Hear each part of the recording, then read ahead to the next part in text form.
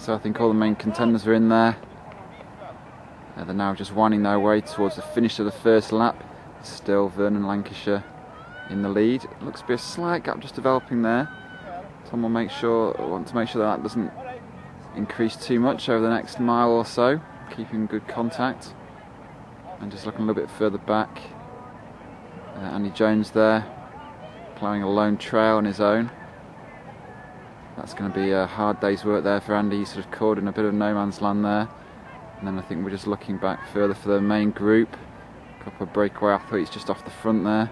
I think I can see the Ben Fish in 5th place there.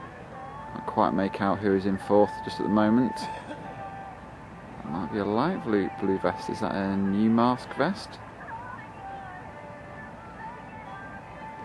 You can also see Gareth Raven just at the back of that group. Alex O'Gorman, Johnny Mellor both in yellow, quite easy to pick out. Ben Fish just off the back there, and the 3rd yellow vest, but this time the one of Altrincham, Dave Norman, with his recognisable arm warmers. So we'll just move through the field. Sorry about the camera work there.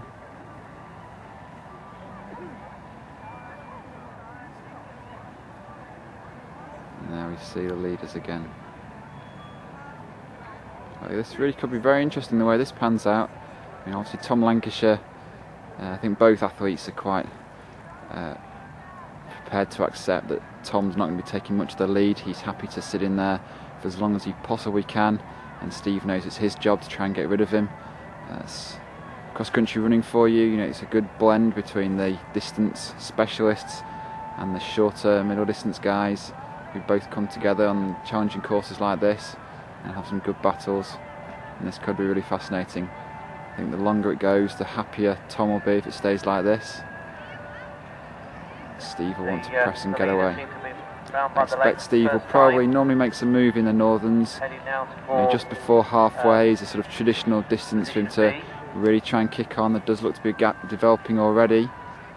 He tends to work quite hard on any short, steep hills he can find. I think we can say that Andy Jones has probably realised that it's not going to be a year for the win, but he wants to tough it out and try and get that medal, make sure he holds off the chasing pack and keeps that gap for as long as he possibly can.